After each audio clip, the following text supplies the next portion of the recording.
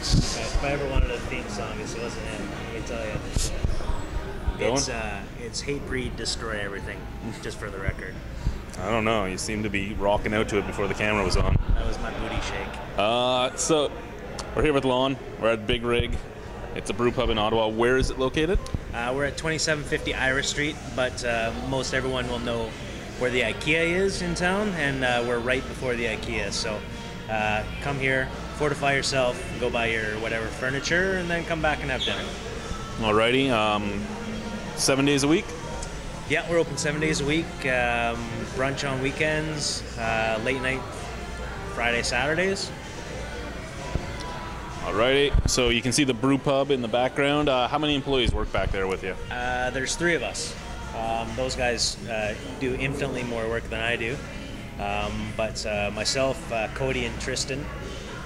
So there's 3 of us. Alrighty. And how many beers on tap in-house made? We've got 6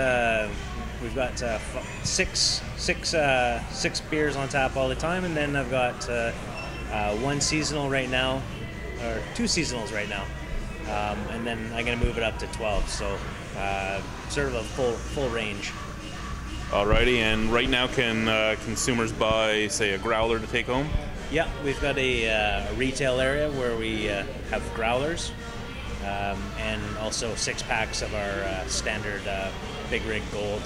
So you can get any of our beers on tap to take home in growlers, or our Gold in the 6-pack. Alrighty. Also, is there any thoughts of distributing anywhere, selling more things in bottles? Yeah, the thought, the model of our business was going directly into a microbrewery is a lot of, it's a big input of money, and you have to build your clientele slowly and do as much as you can. So our thought was with our ownership group was we had a couple of restaurant guys. So how about we open up a brew pub first, get some grassroots support, and then once we outgrow this brewery, we can open up a larger microbrewery and move into the LCBO. Yeah, still for Thank the you. gentlemen. And so that's what we're doing now. We're close to being at capacity at this location. So right now we're looking for an offsite location for distribution. Alrighty. Have you found, being a brew pub and brewing your own beer on site, that you have a lot of customers come in and go, what, no Coors, no Canadian? We actually have Coors Light and Canadian on tap. I'm going to be truthful with you. I fought tooth and nail as a part of the keys. My keys. Yeah. I think they're in the brewery. They're in the brewery? Yeah. Okay, cool. I fought against tooth and nail, but we have 360 seats, and Ottawa is an emerging beer market. Yes. So my thought was, okay, let's put them in, and it gives us an opportunity to not segregate that community, get them in here and try to educate them. So when somebody at least orders, see the difference in taste as well. yeah, and some people you can't change, right? And those people are free to go wherever they want.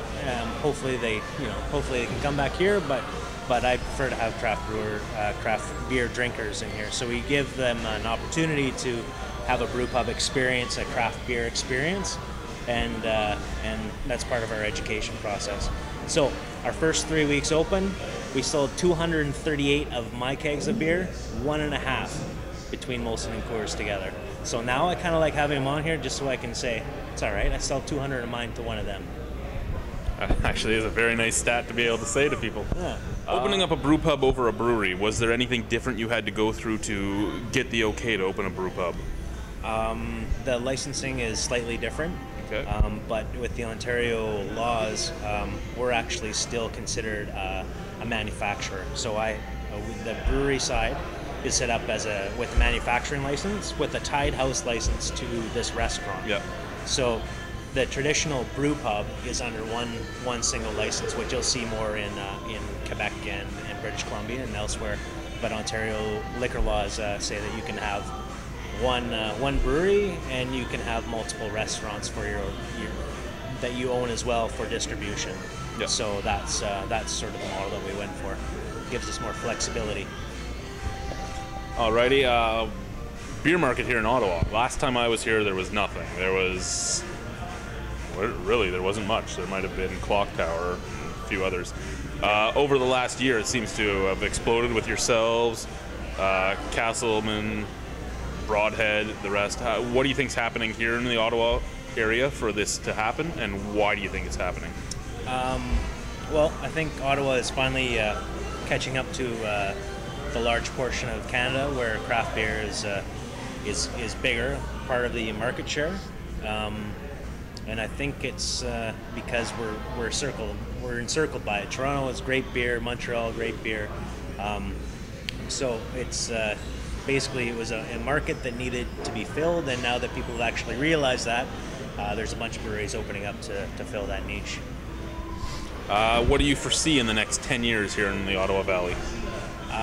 Lots more good beer, which is good for me. It'll be good for me too when I come to visit. Exactly. Okay, so as a tied house, you have your license and all that. Do you get as much inspection in a tied house as you would in an actual brewery? No, it's the same. It's the same? Yeah, Alrighty. we don't fall under food health inspectors or anything like that. So it's still, as long as you pass your LCBO and AGCO licensing tests, then basically that's it. Alrighty. Same thing. Now you can retail out of your brewery. Yeah. And you can retail your beer out of the brewery. Have you ever thought about possibly going on to the LCBO or just out of the retailing here? Yeah, it's definitely in our future plans to go into the LCBO. It's our idea with this place was to sort of build a base, a fan club, as it were, and then once you get into the LCBO and you invested that money into the equipment, you've sort of got some sales driven. So hoping to get seasonals into the LCBO. We've got application going in for spring of next year. And you're just looking at local LCBOs? At the start, local LCBOs, and then after, hopefully, we open up a larger production facility, and then we can. Because I'm going to be harassing down in Niagara Falls to get some of this stuff. Awesome. And just by the size of your equipment, I can see that you did think about distribution a little bit with your releases. Yeah. Because as I said when we were touring in there, a lot bigger than some of the brew pubs I've been to. Yeah. So I've got even with what we've done in there is I set it up for 2 expansions. So first thing is the 10 barrel to 20 barrel fermenters to brew house, so I can pump up the volume that way. But all of my support equipment, like my boiler, my chiller, they're oversized, so they're meant to be added onto. So I'm basically at 2/3 of my possible maximum operation out of this location. Okay, now here's the questions that make some people wary. Okay, so first, what's craft beer to you? What's craft beer to me? Well, it's the definition of the old definition of macro, regional, and micro are more the terms that I like to use. But craft beer falls to me underneath the regional and the micro, which brew pubs fall under the micro, obviously. And I think it's really more of a philosophy with those places, and obviously the regional breweries that get bought up by the macros don't count anymore, as far as I'm concerned.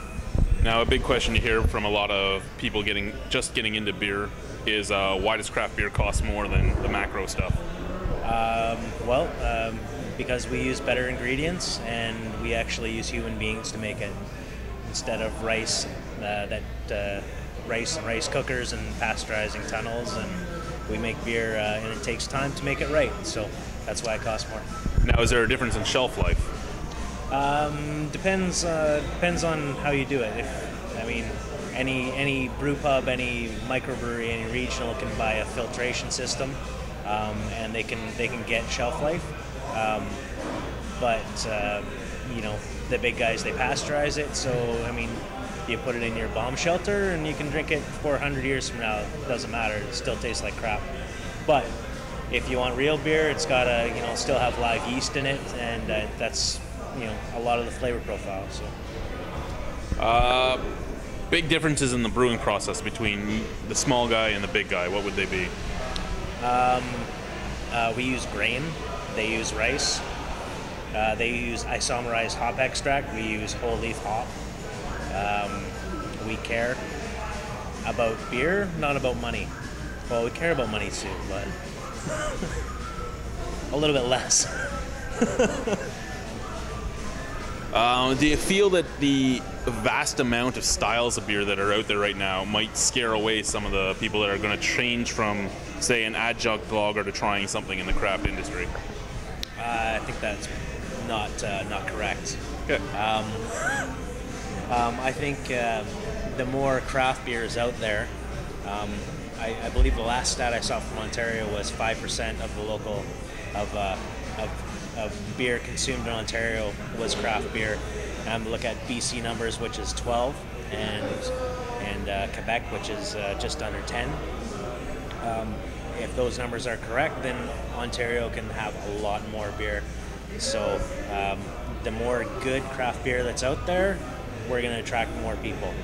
Whether it's the guy picking up the crappy, you know, 6-pack and then seasonal from one of the microbreweries, or, you know, people can just need to be educated. So the more good beer, the better. All right. Hurt the small guys by the cost of getting new machinery to put labels on, you know, because their label that just said the 4 ingredients that they have in their beer wasn't enough. Yeah. Do you think it would possibly scare some of the fence sitters off of the big brands when they see all the things that are put in their beer? I think most of those people smoke anyway, so it doesn't matter what you put on the label. I think it's, as far as an education process, it's good, but as far as overall effect, you know, I'd love to be, you know, carrying that flag saying, yeah, let's do it. It would be great if it happened, but I don't think it's going to make a big difference. I think it's you know, decades of brainwashing, and that's only going to happen by good people like yourself spreading the word, and that's all we can do. Alrighty, and anything else you could think of to make people start thinking with their taste buds instead of the eyes that are watching the marketing videos? We have good-looking women too in brew pubs. Alrighty. Well, thank you very much. Cheers, man. Cheers. Thanks for coming in. That's great. I love that concept of having guests coming into your brewery, whether it's other people from the industry or home brewers or people who are just learning about beer. And it's a great opportunity. I mean, craft beer, to me, started with home brewing, right? Yeah. Before, you know, during Prohibition and all that bullshit, it was like the guys making cool beer in their basement that like kept the flame alive. And when, you know, it's just Labatt's, Molson, and Carling out there, and, you know, you weren't allowed to have brew pubs, microbreweries, and still those guys, those home brewers, who kept it going. So. No, it's, I mean, everything. Like you were talking about the education, you can see the education just in the guys I have too. Like Lachlan, the Reverend, his 10 out of 10 beer was blue. Labatt Blue was his 10 out of 10. Yeah. It was the very first review we did with him too, because we knew he loved it. Yeah. So that was his 10 out of 10. It was his market for beer. Nice. His benchmark. And from then now, like last week he was down. He's like, you guys. Yeah. It's like I can't drink it unless I'm at the bar now where I have no choice. Yeah. Like I actually spend money on beer now. Because I used to go and buy 2 quarts of blue all the time. Yeah. And now I just can't. I can't even drink it. Yeah. It's crazy. Yeah, that's good. It's good to have those experiments. It's fun to get to know people's taste buds and then work on them and just see how far you can push it. Because everyone's got a threshold. I find. Like I look at my father-in-law, who was like, you know, Coors Light kind of guy, and you know, he's definitely sometimes still picks up some Grapro, like some macro stuff, but he always, you know, picks up 2 or 3 seasonals or specialties. I won't lie. Absolutely true, but yeah, no, I mean, as far as that goes, I mean, I've always tried to not be a beer snob. If someone hands me an ice cold beer when I'm like playing slow pitch or whatever, I'll drink it. I'll be happy as a clam. It's a cold beer, right? I don't ever want to poo-poo the entire business. It's there's only certain things I won't drink. Our ranking system, basically, if it's under a 4, we won't drink it again. Okay. If it's a 4 and up, we'll drink it. We just might whine about it. What's under the 4s there? What has been under the 4? Pabst Blue Ribbon Dry. Wow. And Pabst Blue Ribbon Black. Yeah. What about that one you made me try? That you said, all beer tastes the same, try this. Yeah, we were reviewing a beer and we were all ranting about it, and she goes, all beer tastes the same, so we made her try it. Yeah, all beer doesn't taste the same anymore after that. I don't even remember what that was. That was something that a buddy sent me because he wanted to make me puke. Yeah. He actually said, this is the worst beer I've ever had, and sent it to me. Nice. Yeah, I have great buddies like that. Yeah, it's good. They know what you like. Well, at the end of the day, either want an amazing beer for a video or a horrible beer. Yeah. Either of those are what we want. Middle of the range beers, nobody really cares. Like Sam Adams, it's a beer. You can drink it. Yeah. Anchor Steam, man. Yeah, it's okay. Yeah, it's there. There's nothing to complain about. It's just there. Nothing special, but nothing to complain about. Yeah. Well, why do I want to watch this? Yeah. Nobody's in love with it, and nobody's spitting it out. Yeah. They're just printing money in the brewery. That's all. Mm-hmm. No. Just a lot of the really, really low end beers. Yeah. Laker and all that, but then I have a disdain for Labatt. Yeah. Like if it's a big company. And where does that come from? Just from the taste of the beer, or is it the taste something? of the beer and the hangover I get in the morning? Yeah. Fair deal. Molson, I can handle Molson. I don't want to drink it, but I can handle it. I don't even remember the last time I had either of those products. I actually have to admit, there's a great Labatt product in Labatt Porter. It's only sold in a couple stores in Quebec. Yeah. And there's a great product in the Rickards Cardigan. It's actually a really good beer too. Yeah. No, I met Gordy Rickard one time in Vancouver, a long time ago. He was there's a little Brewmasters Festival there, a little beer festival, and I was in the washroom. I met Gordy Rickard in the washroom at a beer festival, and he was about to go and judge a bikini contest at the bar next door, and he invited me over to sit down next to him for this beer. It's like, Gordy Rickard, I mean, the guy, it's Rickards. I mean, he was a brilliant man, and he tried to make that leap, but whatever, his story, but it was cool. It's like he was a legend, and I got to judge a bikini contest with him. I drank Rickards a lot that day. Not gonna lie to you. Yeah, I mean, I'm not a huge fan of the pseudo craft brews that they're all bringing out to trick you. Yeah. But some of them aren't bad. I can't deny it. And some of them are okay because they get people to go, maybe I should try this. Yeah. I actually like this pumpkin beer a little bit, so maybe I should try another one. Or I like this chocolate beer. Yeah. Gateway beers. Yeah. We talk about that a lot too. Yeah. We'll be like, this is a beginner's IPA or something. Yeah, exactly. I mean, I'm not a big IPA fan. I'll be honest. But it's the same reason you were talking about that punch that you in the face hops that everybody in the U.S. wants to do and all that. I don't like that. More citrus. Yeah, I'm okay with hops, but only certain hops. Like Citra hops, I really like. Nelson Sabine, I really like. Yeah. I can handle Centennial and Cascade to a point, but the really piney stuff, I don't like. Yeah. I can do the earthy tones, or I can do the citrus tones. Yeah. But the piney, resiny, all that stuff, I can't stand it. Savory guy. Yeah. Washing that? Looked like you was spraying beer on it for a minute. It was all foamy and like, that's how we wash here. what? We just spray everything with beer.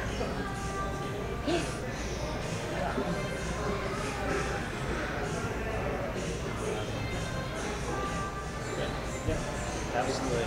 You can't always do it. You can't always get it. But when you do, it's awesome. It's undeniable, right? Yeah, well, I had a conversation with one of our viewers once. and he was harassing us because we weren't drinking everything out of the proper glassware. I'm like, you know what? I will do it if I have a chance to, but we're sampling here, so we're splitting a beer. I don't have an entire beer to put into this glass. If I'm sitting in a beer bar in Belgium, and if I don't get the right beer with the right glass, then I'm kind of shocked. But if I'm in North America, I'm happy that I get a good beer. Right? Like, and it's enhanced by having that. But it's not necessary, right? My argument with them was, I know what glass to put it in, and I do know that it'll change the flavor a little bit.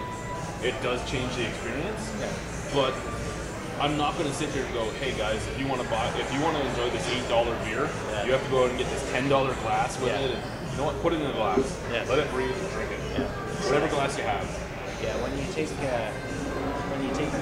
that's supposed to be fun and enjoyable and make it tedious and like that, then that puts it into the bullshit range.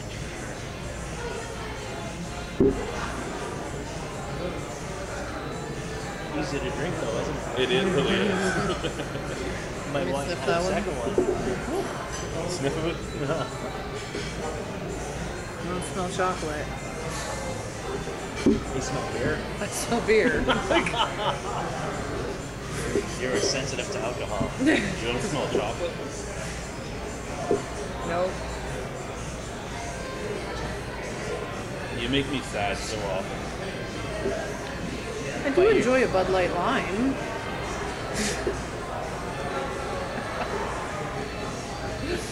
Well, I used to. I'm just gonna sit here for a second.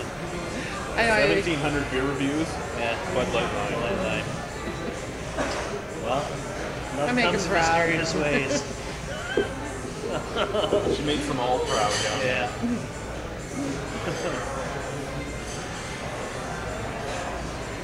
So what do you love then? I like the fruity one, like Yeah. like mixed drinks, Yeah. like strawberry daiquiris. You know, like delicious ones.